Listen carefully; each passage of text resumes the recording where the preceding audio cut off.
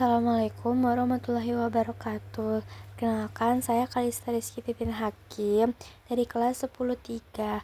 Di sini saya akan menjelaskan tugas PKWU, yaitu ada motif batik, analisis SWOT, strategi pengembangan, dan BEP.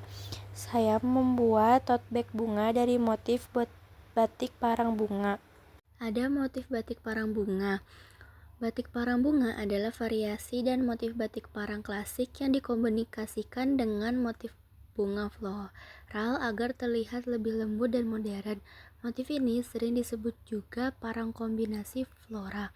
Motif parang sendiri berasal dari Keraton Yogyakarta dan Surakarta, termasuk salah satu motif batik tertua di Indonesia. Kata parang berasal dari kata pereng yang berarti lereng atau miring. Karena pola garisnya miring berulang seperti ombak, motif parang awalnya hanya dipakai oleh keluarga kerajaan karena melambangkan kekuatan semangat dan keberanian. Selanjutnya ada analisis SWOT, yaitu ada kekuatan atau strength. Yang pertama, motif batik khas dan elegan. Parang bunga punya nilai estetika tinggi, perpaduan antara kekuatan parang dan keindahan bunga. Kedua, nilai budaya tinggi. Produk mengandung unsur tradisional Indonesia, cocok untuk promosi kearifan lokal. Yang ketiga, desain unik dan tidak pasaran. Tote bag batik jarang sama persis, tiap potong kain bisa berbeda coraknya. Yang keempat, bisa jadi produk ramah lingkungan jika pakai bahan katun, kanvas, atau daur ulang. Yang kelima, serbaguna. Tote bag bisa dipakai ke kampus, ke kantor, belanja, atau jalan-jalan. Ada kelemahan atau weakness. Harga bahan batik bisa mahal, terutama kalau pakai batik tulis asli. Perawatan khusus, batik mudah luntur atau pudar kalau tidak dirawat dengan benar. Produksi manual butuh waktu, kalau handmade waktu pembuatan bisa lebih lama. Keterbatasan motif, corak parang bunga mungkin tidak cocok untuk semua selera anak muda modern. Lalu ada peluang atau opportunities. Tren fashion etnik modern, banyak anak muda dan turis suka produk lokal bercorak batik. Bisa dijual online lewat Instagram, TikTok Shop, Shopee, atau pameran UMKM. Peluang kolaborasi, bisa kerjasama dengan desainer, brand lokal, atau souvenir khas daerah. Pasar oleh-oleh dan hadiah, cocok untuk souvenir pernikahan, event, atau kado etnik. Dan ada ancaman atau threat. Persaingan tinggi, banyak penjual tote bag batik atau tas kain lainnya. Perubahan tren cepat. Motif klasik kadang kalah populer dengan desain minimalis modern. Produksi massal dari pabrik. Produk murah dari pabrik bisa menyaingi produk handmade.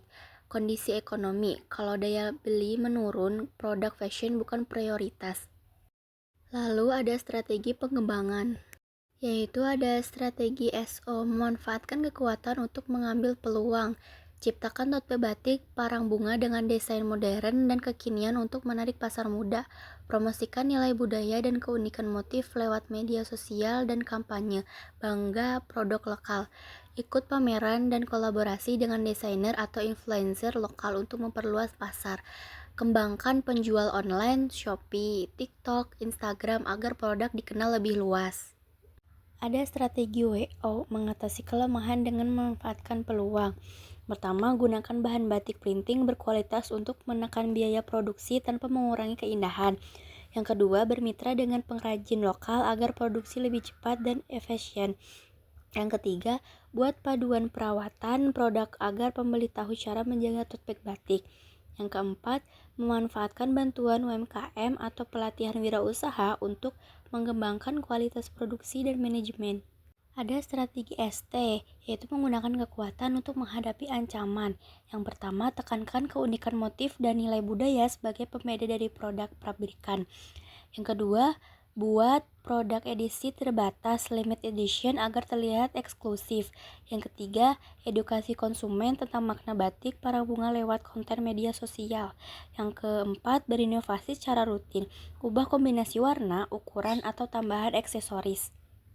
Dan ada strategi WT, yaitu mengurangi kelemahan dan menghindari ancaman. Yang pertama, gunakan strategi pre-order supaya produksi sesuai permintaan, menghindari stok yang berlebih.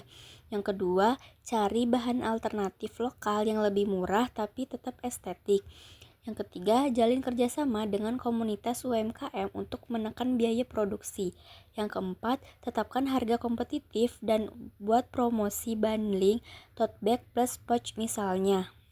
Dan yang terakhir ada BEP atau Break Even Point. Fungsinya yaitu untuk menentukan target penjualan yang akan kita buat atau kita jual. Dan ini hasil BEP dari produk saya. BEP unitnya yaitu 6 unit. BEP rupiahnya 120.000. BEP labanya yaitu 260. Dan modalnya sekitar 91.000 per orang.